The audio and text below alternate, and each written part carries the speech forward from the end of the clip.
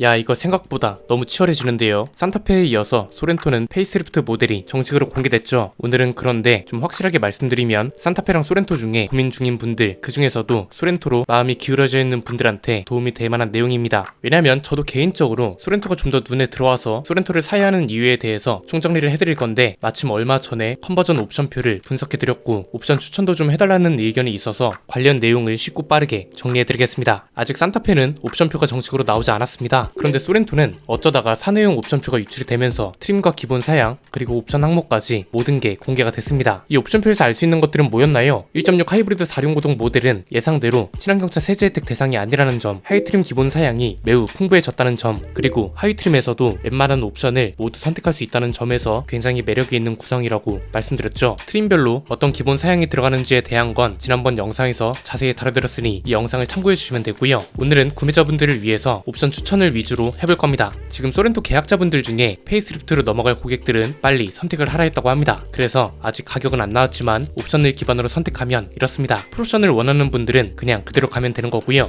고민되는 영역은 딱 3가지일 것 같습니다. 완전 가성비, 합리적인 구성, 그리고 합리적인 구성에서 조금 욕심을 부린 구성이겠죠. 일단 완전 가성비로 가려면 최하이 트림인 프레스티지에 스타일 패키지만 넣으면 된다고 봅니다. 왜냐면 프레스티지 트림에 거의 모든 안전 사양이 들어가 있거든요. 여기서 선택할 수 있는 옵션이 4륜 구동, 스타일, 12.3인치 클러스터, 드라이브 와이즈, 헤드업 디스플레이와 빌트인 캠, 스마트 커넥트, 파노라마 선루프 이렇게입니다. 드라이브 와이즈가 옛날하고 많이 다릅니다. 이미 기본 사양으로 스마트 크루즈 컨트롤하고 차로 유지 보조 기능이 들어가 있고, 여기서 말하는 드라이브 와이즈는 추가 기능입니다. 내비게이션 기반 스마트 크루즈 컨트롤에 진출인로 인식 기능이 추가되고 차로 변경 기능이 추가되고 이런 거죠. 그리고 스마트 커넥트는 디지털 키랑 지문 인증 시스템, 프레스티지는 스마트 파워 테일게이트 같은 게 추가되는 거라 완전 가성비로 가려는 거라면 딱히 필요 없다고 봅니다. 대신 스타일 패키지는 왜 추천을 하는 거냐면 등화류 때문입니다. 프레스티지 트림에서 스타일 패키지를 선택하면 20인치 휠하고 타이어, 그리고 LED 헤드램프랑 시퀀셜 턴 시그널, LED 리어 램프, 루프렉 이런 게 적용되거든요. 아무래도 등화류는 일반 전구가 들어가면 관리해야 하는 번거로움도 있잖아요. 그래서 개인적으로 주변에서 물어보면 추천을 해줄 때도 등화류를 업그레이드 할 수 있는 옵션은 웬만하면 선택하는 게 좋다고 말해줍니다. 그 다음은 이제 가성비보다는 조금 비싼 합리적인 구성입니다. 여기서는 이제 노블레스 트림의 스타일 패키지, 헤드업 디스플레이 패키지 이 정도만 선택하면 된다고 봅니다. 노블레스 트림으로 올라가면 12.3인치 디지털 계기판하고 커브드 디스플레이 같은 게 모두 기본이거든요. 사실상 외관만 이걸로 업그레이드해도 충분하긴 한데 여기에 운전 편의를 위해서 헤드업 디스플레이 패키지까지는 괜찮지 않을까 합니다. 여기서 조금만 더 욕심을 부린다면 크레일 프리미엄 사운드랑 스마트 커넥트까지는 가도 된다고 보는데, 스피커 12개가 들어가고 사람마다 만족도가 다른 게 스피커이기도 하잖아요. 저는 개인적으로 프리미엄 스피커는 무조건 넣는 편이라 추천을 드리고요. 스마트 커넥트 기능을 처음 접해본 게 BM이거든요. 저희가 지금 가장 유용하게 쓰고 있는 건 원격 시동입니다. BM은 이게 원격 공조 제어 기능이라 보시면 되는데 진짜 편합니다.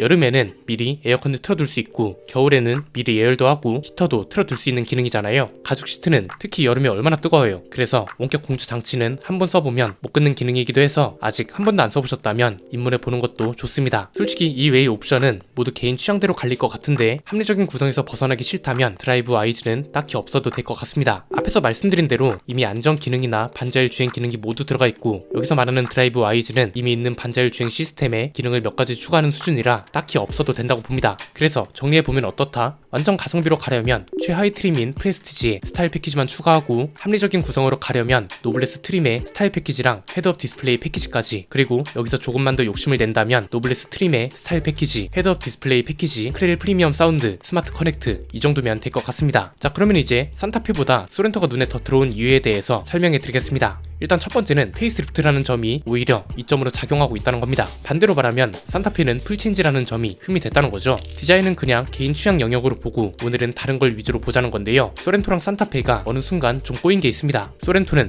페이스리프트잖아요. 이미 초기형 모델이 기아 내부적으로 설정한 목표와 손익분기점을 넘겨줬을 겁니다. 그럴 수밖에 없죠. 국내에서 항상 판매량 5위권 안에 들었고 지금도 대기 기간이 16개월 이상이라고 하는데 말 다 했죠 뭐. 통상적으로 풀체인지나 완전 신차보다는 페이스리프트 같이 한 번쯤 부분 변경이 될 때 상품성이 개선되는 경우가 많습니다. 쉽게 말하면 옵션이나 기본 사양이 풀체인지보다는 페이스리프트 때 좀 더 후하다는 거죠. 여기에 기본 차주들이 불편해했던 것들이나 뭔가 문제가 됐던 것들도 개선되어서 나오기도 하고, 오늘 봤던 것처럼 최하위 트림부터 옵션을 자유롭게 선택할 수 있게 해줍니다. 사실 지금 이 순간 페이스리프트 모델을 출시하는 모든 자동차 회사들이 배워야 할 전략이긴 합니다. 특히 판매량이 잘 나오는 모델이라면 더욱 그렇죠. 왜냐면 판매량이 잘 나온다는 건 그 차가 목표로 하고 있는 판매량이나 영업이익 수치 같은 걸 모두 달성했을 가능성이 높은 거잖아요. 그래서 잘 팔리는 차들은 페이스리프트 때 옵션을 자유롭게 선택할 수 있게 해준다거나 기본 사양을 풍부하게 넣어서 합리적인 선택을 좀 더 자유롭게 할 수 있게 해준다는 겁니다. 두 번째는 가격 상승 여론이 굉장히 부정적인 시기라는 것도 중요합니다. 지금 이게 산타페한테는 불리하고 소렌토한테는 유리한 이유가 있습니다. 산타페는 풀체인지 모델입니다. 그래서 가격 상승이 당연히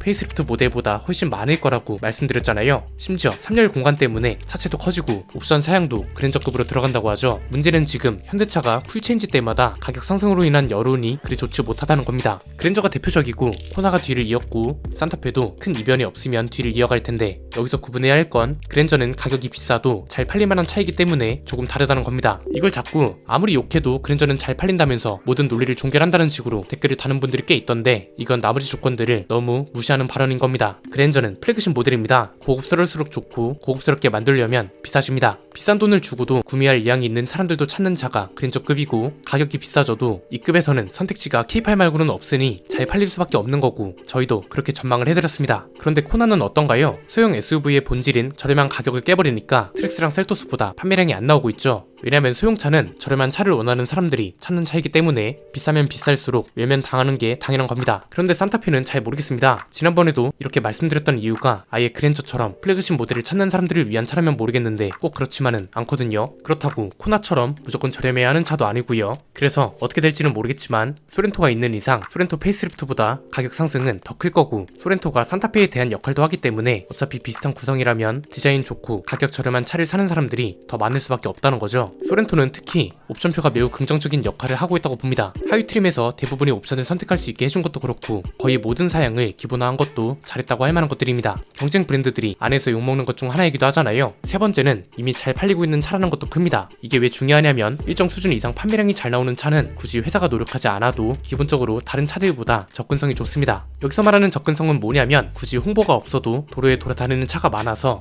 자연스럽게 홍보가 된다는 겁니다. 차를 바꿀 때가 된 사람들이 운전을 하다가 저 차 뭐지? 저게 이번에 나온 소렌토인가 보네? 생각보다 괜찮은데? 이번 주말에 저거나 한번 알아봐야겠다. 이렇게 되는 거죠. 리스 케이지 이야기할 때 저 의미를 중요하다는 걸 이런 이유 때문에 강조한 것도 있습니다. 이미 산타페보다 소렌토가 2배 정도 많이 팔리고 있습니다. 기존에는 기아가 풀체인지 되고 현대차는 구형이 팔리면서 기아가 잠깐 판매량이 상승했다가 얼마 지나지 않아서 현대차가 풀체인지 되면서 신차 효과를 죄다 뺏어오고 다시 현대차가 역전하는 사례가 많았습니다. 대표적인 게 K7과 그랜저, K8과 그랜저입니다. 그런데 얘네랑 좀 다른 점이 산타페랑 소렌토는 비슷한 시기에 신차가 등장한다는 거죠. 하나는 풀체인지, 하나는 페이스리프트잖아요. 여기에 플랫폼, 파워트레인까지 똑같다면 이 상황에서 판매량 2배 차이를 좁히기는 쉽지 않을 겁니다. 그래서 이런 이유들 때문에 산타페보다는 소렌토가 눈에 들어온다는 거고 오늘 소개해드린 내용들이 소렌토가 잘 팔릴 수밖에 없는 근거라고 봐주시면 될 것 같습니다. 물론 산타페가 좋은 분들은 분명 있을 겁니다. 그런 분들은 시청자분들에게도 구매에 참고할 수 있게 댓글로 의견을 남겨주시면 감사드리겠습니다. 오늘 내용은 여기까지입니다. 내용이 유익하셨다면 구독과 좋아요 알림 설정 부탁드립니다. 지금까지 저는 안피디였습니다. 감사합니다.